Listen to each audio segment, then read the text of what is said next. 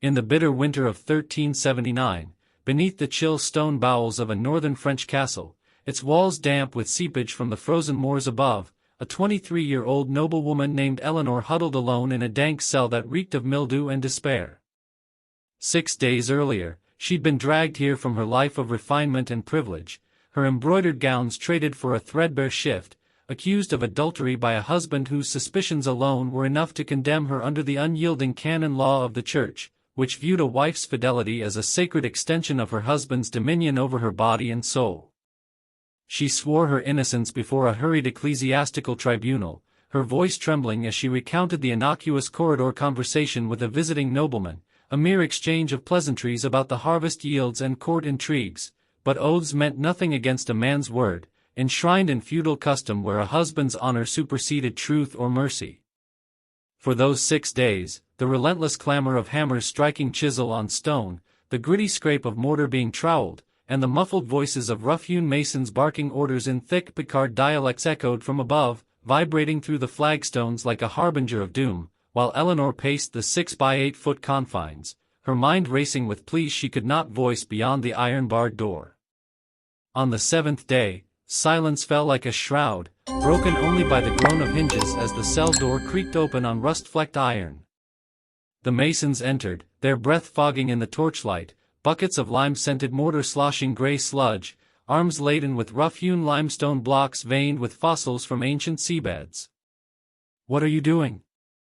In God's name, speak to me," Eleanor pleaded, her voice cracking like thin ice underfoot, pressing her palms against the cold grill. They ignored her, faces shadowed under woolen hoods, stacking stone upon stone with methodical precision, mortaring the wall higher across the doorway, sealing her in, brick by unyielding brick, in a practice whispered of in dark chronicles as immurement, a fate reserved for the most reviled traitors or unchaste wives, evoking the biblical entombment of the unfaithful yet sanctified by medieval jurists as a merciful alternative to the flames. Panic clawed at her throat like talons. She screamed until her vocal cords frayed, begged for the priest's absolution or her husband's recantation, clawed at the rising barrier with nails that splintered against the jagged edges, demanding to see her accuser, her judge, anyone who might hear her final testament to purity. "This is a mistake. I'm innocent, before the Virgin, I swear it." But the masons labored on, faces impassive as quarry ghosts, as if she were already a spectre consigned to oblivion, their grunts and the wet slap of trowels the only requiem. When the wall reached her chest, compressing her ribs like a vice, she glimpsed the corridor beyond through the narrowing slit, and there, watching from the flickering shadows cast by a single cresset lamp, stood the castle steward, a man she'd known since childhood, who had once carved her wooden dolls from yew branches in the solar. "Please, Etienne," she cried, thrusting her arm through the gap until stone abraded her skin raw. "You've known me all my life, stop this madness. Fetch my confessor, my kin, tell them." He met her eyes for a fleeting moment, his lined face twisting in a grimace of conflicted duty, the weight of feudal loyalty to her husband etching deeper lines than years had, then turned and vanished into the gloom, his boots echoing like retreating judgment. The wall climbed to her shoulders, the air thickening with dust and the acrid tang of wet lime. Realization crashed over her like a cascade of rubble.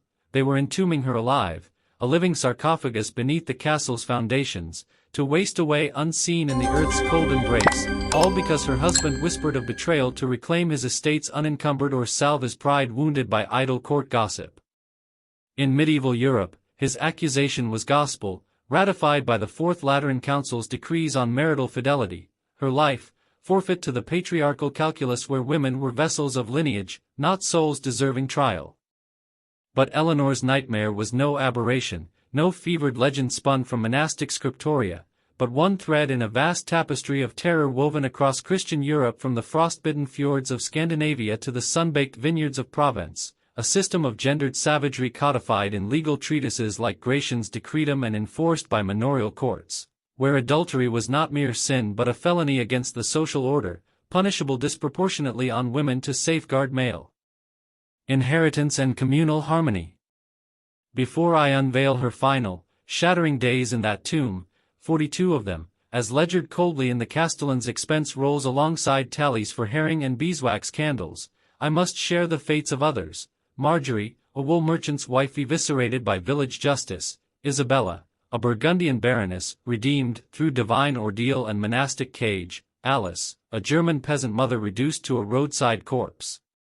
Their stories, etched in faded vellum court ledgers, yellowed church archives, and the terse ink of monastic chroniclers like Matthew Paris or the anonymous clerks of the Rolls of Parliament, expose a brutality that defies belief, sanctioned by theologians who preached mercy yet parsed adultery as a special, mortal sin warranting exemplary torment.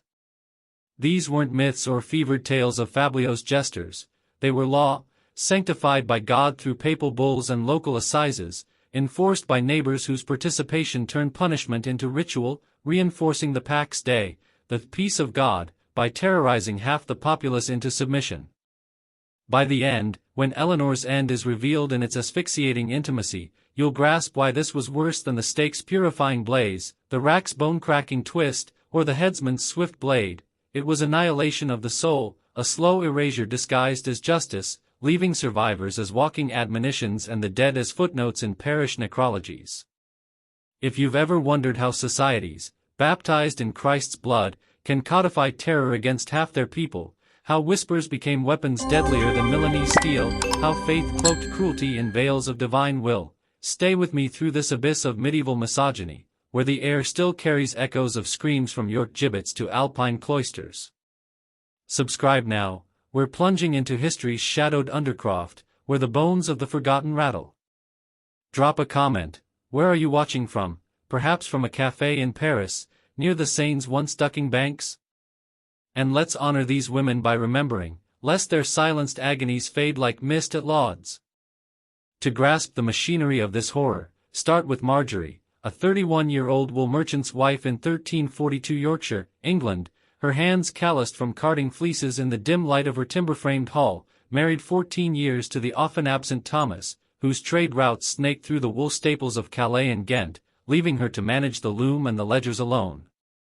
Her crime, as pieced from the manorial rolls of the Liberty of Ripon, was a baker named William's midday visit to her home, likely to deliver rye loaves still warm from the communal oven, while Thomas haggled over bales in distant markets. Whispers followed like midges in summer. A neighbor, old Agnes the alewife with her rheumy eyes and grudge over unpaid tabs, spied him entering through the wattle gate. Another, the miller's widow, claimed to have heard muffled laughter drifting from the unglazed windows like forbidden chimes. That flimsy thread, thinner than spider silk, unraveled her world in a cascade of communal paranoia, where post-Black Death anxiety sharpened suspicions, and the statute of laborers of 1351 bound women tighter to hearth and husband lest they stray into vagrancy. Thomas, fueled by gossip from a smirking fellow trader over tankards of small beer in a Bruges tavern, tales of his wife's entertainments laced with leers, returned humiliated, his face flushed not from the Channel winds but the sting of impending cuckoldry. In a culture where a man's manhood hinged on his wife's chastity, as preached in Chaucer's Wife of Bath's sardonic prologues and enshrined in Bracton's legal treatise, cuckoldry was a scarlet stain, branding him with horns in every minstrel's ballad and marketplace jest. He accused her in the Lord's court at the Moot Hall, where his word outweighed hers like gold to lead. Medieval common law deemed wives' denials naturally deceitful, tainted by Eve's apple, allowing conviction on mere presumption without the rigor of compurgation or witness cross-examination. No trial for Margery beyond a perfunctory inquest before the bailiff and a jury of freeholders, all men beholden to Thomas's tithes. No defense, her pleas drowned in the rustle of charters.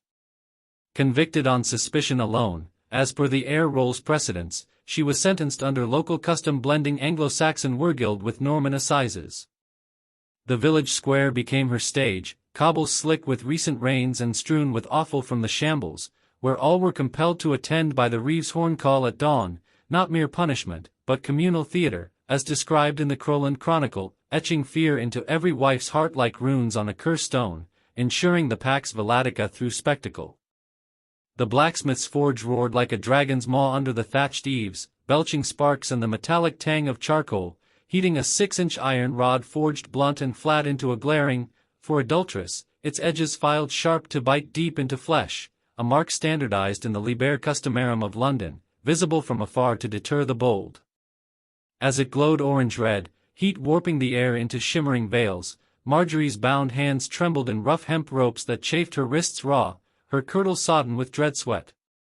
Two men, one her own cousin, broad-shouldered from scything meadows, his face a mask of grim fealty to kin and custom, pinned her shoulders, their calluses grinding like sandpaper.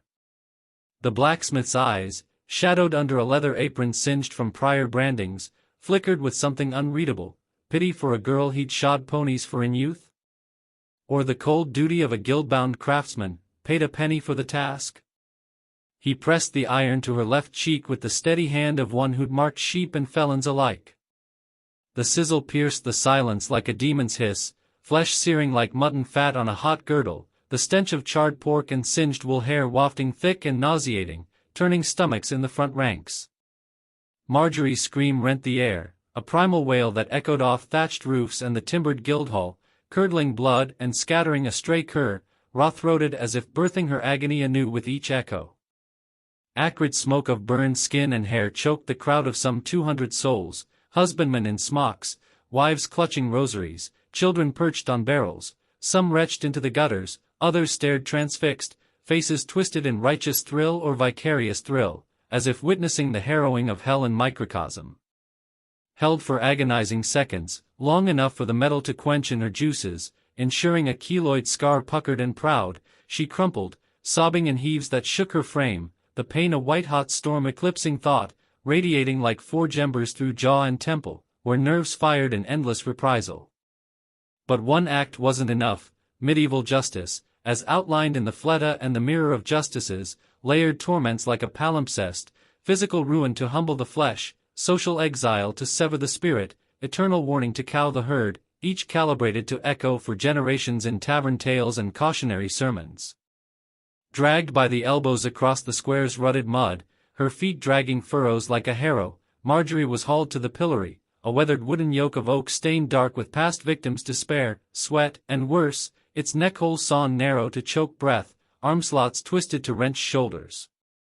Locked in with a hasp and padlock rusted from Yorkshire rains, she endured 3 sweltering hours bent double at the waist, spine screaming in arcs of fire, neck compressed till black spots danced, under a placard of rough-hewn oak daubed in charcoal, adulteress and whore, the letters bold as a doombook entry, swaying in the breeze to mock passers-by from the high street. Then the mob unleashed, as custom demanded in the assize of Clarendon. Participation was piety, a layman's tithe to communal virtue, turning justice into catharsis. This was no passive crowd, huddled in woolen cloaks against the March chill. It was a heaving beast of 200, from graybeards nursing grudges to toddlers on hips. Rotten cabbages, bloated from winter storage and veined with black mold, splattered her fresh brand first, hurled by Agnes the alewife herself, grinding fibrous rot into the blistering crater, seeding it with clostridium and staphylococci that would fester unchecked in an age before cinchona bark or ligatures. Eggs, hoarded sulphurous in peat cellars, burst in yellow cascades down her coif, stinging eyes already swollen shut, chamberpot filth, night soil curdled with urine and straw, splashed from upended buckets by smirking youths, warm and reeking of ammonia, sluicing into her mouth as she gasped. Manure mud, scooped steaming from the byre paths where oxen lowed, caked her skirts in clumps that crawled with dung flies, small stones, hawked from the quarries and fist-sized enough to bruise ribs without shattering bone. The authorities, per the king's peace, abhorred wasteful death, gashed her scalp, drawing rivulets of blood that matted ginger hair to crimson dreads. Children, hoisted by eager parents with skirts hiked for the fray, hurled the vilest refuse, fish guts from the beck, awful scraps, giggling at chants of Jezebel, Devil's Bride, Hornmaker's Dam. Insults flayed deeper than blows, laced with biblical barbs from the parson's tale, from lifelong neighbors who'd shared harvest alesh and christening cakes. These barbs stripped her dignity bare, whispering that she was vessel of corruption, her womb a portal for sin. By noon, as the weak sun climbed and baked the miasma into a stew of putrescence, she was a filth-smeared husk, matted hair clumped like raven nests, bloodied cut suppurating under grime, infected brand swelling purple and hot as a carbuncle, propped only by the pillory's unyielding bite, her legs buckling in tremors of shock.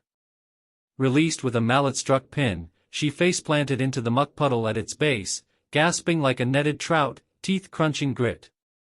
The crowd milled away, sated with their role in expiation, dispersing to noontide pottage and murmurs of, "Well done for the Reeves writ." Yet dawn brought more, as the sentence's addendum in the court roll prescribed, the ducking stool by the icy river Ure, a levered throne of splintered elm lashed with withies, its fulcrum a stout beam pivoted on a gibbet post, for cooling sinful passions, as per the Speculum Christiani, a Dominican tract blending humoral theory with Old Testament zeal. Bound tight to its slats with leather thongs cutting welts into ankles and waist, her arms pinioned to prevent clawing free, Margery was winched out over the swirling brown torrent, frothing with meltwater from the Pennine fells and bloated with sewage from upstream tanneries, where hides steeped in oak bark and urine.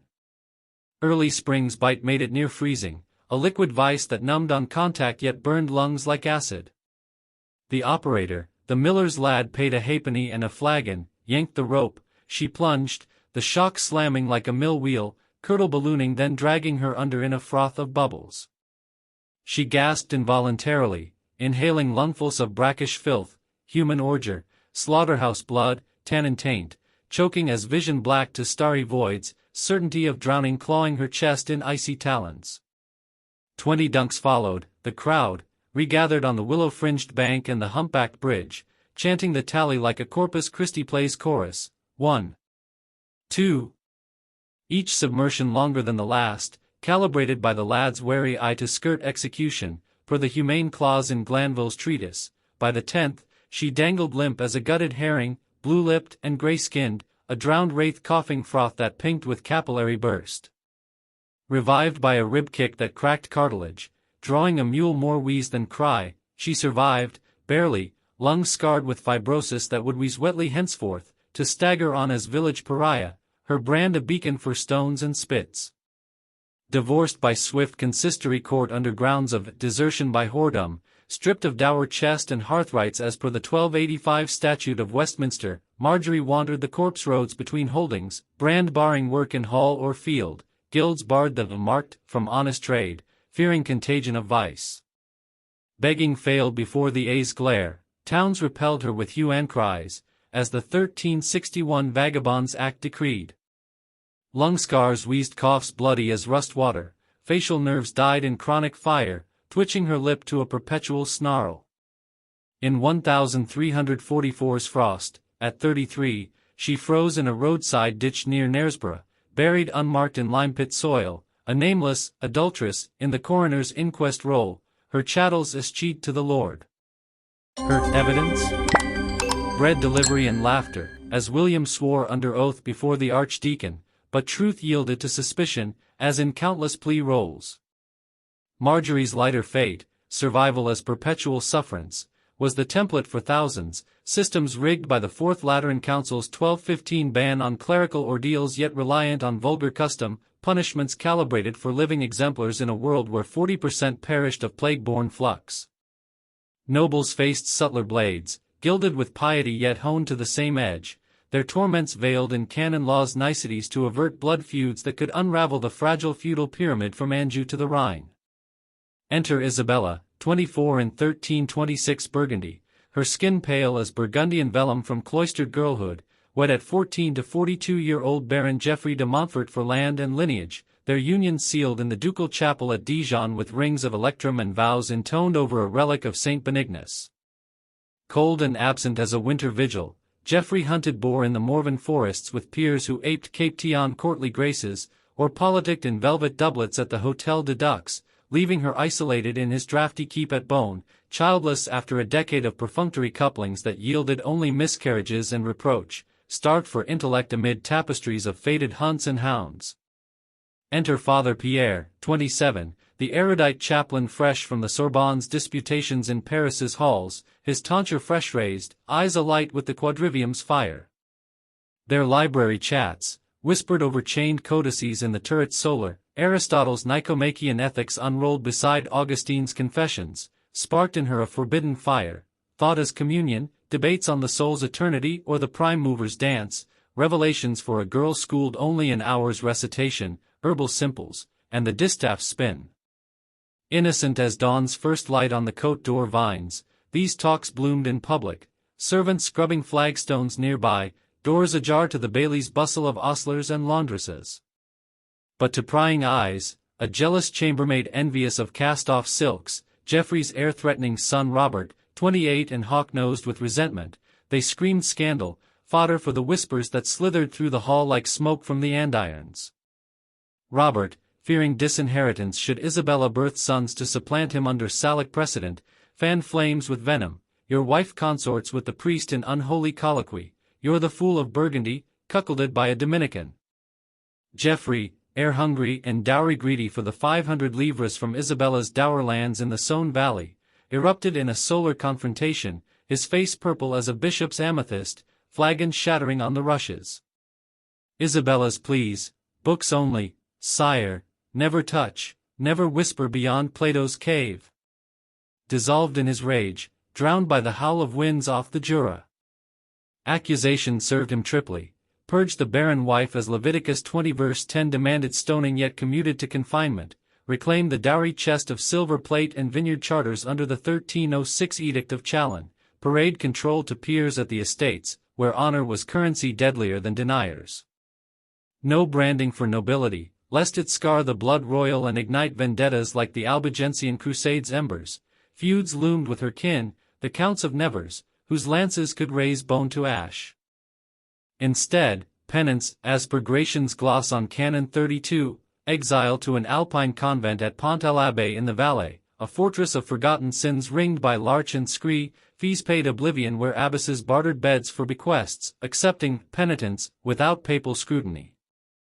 Dragged midnight horsebound over mule tracks slick with hoarfrost, roused from her canopied bed by men-at-arms in hauberks, no time for a rosary or farewell missive, stripped of Burgundian silks brocaded with gold thread and fleur-de-lis pearls at the gatehouse, her tresses, chestnut waves coiled in cauls, shorn bloody with dull shears by a lay sister whose hands smelled of lye soap, nicking scalp till blood traced rivulets down her nape like martyr's stigmata. Isabella entered a 6 by 8 foot stone crypt hewn from granite, its air heavy with incense and despair, a single arrow slit window high as a man's reach admitting slivers of eternal snow glare but no warmth, barred with wrought iron twisted like thorns. One meager meal daily, barley bannock dusted with ergot taint, watery gruel of peas and whey if the almoner was generous, starved her to frailty, ribs etching shadows under parchment skin, as the rule of Saint Benedict twisted correction into caloric torment. 7 daily offices shattered sleep like vesper bells, matins at midnight's chill, lauds at cockcrow, prime, terce, sext, none, vespers at gloaming, compline collapse, prostrate confessions of phantom adultery on the nave's cloistergarth flags, or rods of birch fell in measured strokes, welting shanks till they wept serum. Silence enforced by the abbess's ferule, isolation absolute, no letters sealed with waxen signet, no echoes of family beyond the pass's howling gales. Her trial? A farce in Geoffrey's baronial court at the Keep's Undercroft, lit by rushlights guttering in sconces, where she was muzzled by the decretum's dictum that women lie on virtue, their testimony vitiated by frailty. She watched lies stack like cordwood, alone, in crowded rooms per the chambermaid's perjury, fabricated confessions from Robert, sworn on a vulgate with gilt edges. One hope flickered, hot iron ordeal, relic of Germanic thanehood yet lingering post-Lateran 4, where God, per Exodus 17 verses 8 to 13, would shield the just as he armored David. In the great hall's barrel vault, amid banners of sable lions rampant, a brazier of charcoal from the Vosges glowed, heating an 18-inch rod to cherry incandescence, its heat a palpable weight that wilted nearby parchments. Grasping it barefoot on the salt-strewn rushes, boiling agony as if demons gnawed her phalanges, flesh sizzling with a fat spit pop, smoke acrid as hell's brimstone coiling from palms, she paced 9 sacred steps, the Ennead of angelic choirs, per Pseudo-Dionysius, vision tunneling to pinpricks, collapsing charred amid gasps from the dais. 3 days bandaged in unbleached linen rife with mites and flux, untreated save possets of wormwood and malmsey that soured her gut, infection raged, lymphangitis streaking crimson up forearms like infernal tattoos, pus foul as gangrenous limb, fever dreams of Pierre's discourses melting into serpents. God's judgment, guilty, intoned the seneschal, echoing Queen Emma of Normandy's 1043 plowshare walk over 9 hot shares to disprove her son's bastardy, yet twisted here to doom. Hands crippled forever, fingers curled like eagle talons, sinews contracted in scar tissue knots, she journeyed infected over the Verkers, scars her eternal whip, throbbing with barometric cruelty. 23 years, skeletal as a reliquary bone, scurvy-toothed with gums bleeding beetle red, arthritis gnarled from flagstone genuflections in damp cloister air, mind fraying in prayer's endless loop, pater nosters recited till Latin blurred to glossolalia, hallucinations of library ghosts debating in candle smoke. Died 1349 at 47, amid the great pestilence's shadow, in unmarked dirt under a yew whose roots drank from the cloister drain, no kin notified, her obit a laconic Pecatrix in the martyrology. Geoffrey remarried a flaxen demoiselle from Artois, heirs secured in swaddling, his honor burnished at tourneys. For laughter over philosophy, echoing the Sorbonne's eclogues? Entombed alive in holiness, her cell a sepulchre where echoes mocked the void. Lower still, brutality bloomed raw and unlettered, in the muck and malice of peasant thanes where custom trumped codex, and the Saxonspiegel's woodcuts depicted wifely sins with graphic relish. In 1368 southern Germany, amid the Swabian Jura's lime kilns and linden groves, 26-year-old Alice, Farmer Hans's wife, her frame wiry from hoeing rye and birthing 3 tiny ones in a wattle-daub hut thatch smoked with peat, drew water at the village linden well, its mossy curb worn smooth by generations of buckets. Charming merchant Friedrich, 30s and dust-flecked from the Hochstrasse, hawked post-harvest wares, Flemish linens dyed woad blue, peppercorns from Lübeck Hanses, in a voice honeyed with Hanseatic tales. Her smiles at his yarns of Strasbourg minster spires piercing heaven or Venice's arsenal birthing galleys like dragon's teeth? Sparks in monotony's grind of chaff sifting and curd churning, her questions on basilica mosaics a thirst slaked rare as Rhenish wine. Public, fleeting, witnessed by the Wells coterie of kerchiefed wives, yet village eyes, sharp as scythes in the close-knit welt of the Markgenosenschaft, twisted them, too eager a gaze, lingering with lowered bucket, murmurs metastasizing like ergot in the granary. Gossip, fueled by envy of her straight back or Hans's meager 2 hides, reached him via the alehouse neep, honor pricked as a Saxon stag, he accused in the thing assembly under the oak of Wotan Echo, where freeholders in homespun judged by Ertiel, custom from the Lex Salica. Alice's defense, innocent chats by the Brunnen, Frauen ever near. Drowned in testimony of excessive friendliness, per the Spiegel's clause on lewd semblances, convicting on appearance alone, as no carnal act need prove, only the shadow of intent. Market day spectacle at the Tageplatz, stalls hawking Wurst and Kren under Pentecost banners, dragged screaming from her threshold by the Schultheiß's varlets, her 3 daughters 6 and 4 with pigtails like flax tails, son 2 mewling in clouts, wailing as the eldest clutched her apron hem, only to be cuffed sprawling into the dooryard dust by a backhand that split her lip. In the square's churned clay, ringed by half-timbered thatchwork and the gibbet's creak, she faced the throng, villagers swollen by peddlers from Ulm, all agog for the Blutgerichts theatre. Stripped by neighbor women, Greta the weaver, whose loom Alice had mended, and fat Hilda with her goiter, tears futile against their pincer grips on laces and hems, kirtle and smock rent to rags in a flurry of goose-flesh and gasps, naked under hundreds gaze, crude jeers flaying modesty deeper than thorns, Shamlow's hewer. Show us the devil's mark. Her long braids, woven with red ribbons for Corpus Christi, sheared with wool clippers dulled on merino fleeces, yanking roots till scalp wept pinpricks of blood, stubble rasped raw by a barber's sickle razor that gashed lobes like harvest nicks. Paraded streets long in the Schandlauf ritual, driven by goat sticks prodding flanks like errant kine, whiplashed rhythmic by a tanner's cat-o'-nine of knotted thongs, back flayed to ribbons glistening red, each crack drawing a yelp that mingled with the low of cattle from the byre. Mob joined as the ding demanded, refusal branding one suspect, spits of phlegm hawked thick from pipe-smoke throats, mud-daubed handfuls from rain-puddled ruts, caking thighs in cold slime, dung clots from the middens, flung by men with ale slops on breath, stones bruising shins and haunches, fist-grip river pebbles that bloomed purple welts without fracturing bone, per the mild mercy of the Spiegel. Children, Alice's neighbors' whelps who chased hoops with her own, hurled rot-gutted turnips aping parents' venom, their trebles piping, Hewer. Hewer, in sing-song cruelty learned at knee. Hours looped the ring wall twice, ensuring every hut's casement witnessed, till filth-caked and blood-sluiced, she collapsed, body a map of welts livid as storm bruises, cut suppurating under ordure, excrement trickling warm down calves. Finale at the Brunnen, blacksmith's knife, broad as a bread knife for slitting hides, sawed her left ear through cartilage's crunch, screams blood-soaked and gurgling, stump a ragged flap gushing arterial spurts that pattered like summer hail, the severed lobe tossed to rooting swine amid cheers. Then the H for Hewer, heated in a portable smelter of bog iron, pressed forehead deep above the brows, flesh crisping with a pork rind snap, howls unearthly as banshee wail, the brand's glow etching shadows on avid faces. Revived by well water dashed cold as judgment, abandoned amid dispersing chatter, gut for the Frauen to heed, she crawled ditchward on belly like serpent, thorns raking breasts. Home empty as a gutted fish, Hans annulled by the Sprengel court on the things writ, kids fled to his brother's steading in the Bodensee, all chattels, horn spoons, the ewe lamb, stripped under Wergild forfeiture.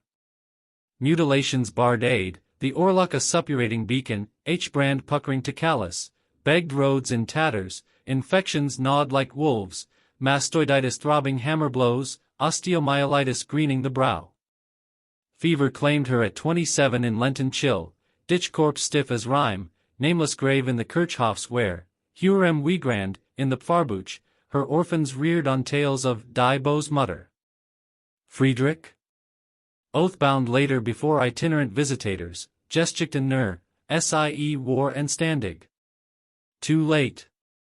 For well-side curiosity, a flicker of wonder in drudgery's dross? Mutilated to death, as Nuts code echoed in Teutonic thegndom. Now, Eleanor. Walls sealed save a catspaw gap for crusts of pain-demi and brackish drips, she clawed darkness 42 days, as the bailie's quittance roll tallied Mason's wages at 12 deniers daily and her pittance feet of moldy trencher ends, routine as dovecot fodder. Screams faded to rasping whispers, Mère de Dieu, aidez-moi, then silence broken only by her rattling breaths and the skitter of vermin, starvation gnawed hollows in belly and cheeks, thirst cracking lips to scabs that wept salt, madness whispering phantom footsteps in the black, hallucinations of childhood meadows blooming luminous before crumbling to dust. Died unseen, body yanked by hooks through the breach, emaciated as a Lenten penitent, nails chewed to bloody stubs, dumped in the outer bailey's charnel pit amid offal and tannery slops. Illness, kin told in a letter sealed with black wax, truth, corridor chat with a guest over falconry gloves, husband's whim for disposal, his new paramour already warming the solar hearth. These weren't outliers in the annals or gesta, thousands, branded in York fairs, drowned in Thames scold stools, shorn in Parisian cart-tail parades, tombed in Tuscan palazzos, for whispers that served ambition or spite. Honor trumped humanity, as Aquinas parsed in the Summa, law licensed loathing, from Visigothic forums to Hohenstaufen diets. Stones endure, squares of pillory scarred by ropes, convents of cells echoing empty avies, castles of crypts veined with forgotten pleas. Tourists snap selfies amid the ghosts, we must remember, lest repetition carve new scars. What stirs in you, this rage at rigged scales, sorrow for silenced voices? How do we etch these women's scars into memory's keystone, through ballads, monuments, curricula, lest we repeat the cycle? Comment below, raw and real. If this reckoning grips you like a brand's kiss, subscribe, share the shadow. Remember Margery's sizzle. Isabella's 9 scorched paces. Alice's sawn lobe. Eleanor's 42 voids. And the nameless legions, they breathed, they broke, they were sisters in the long night. Until next shadow unveils more.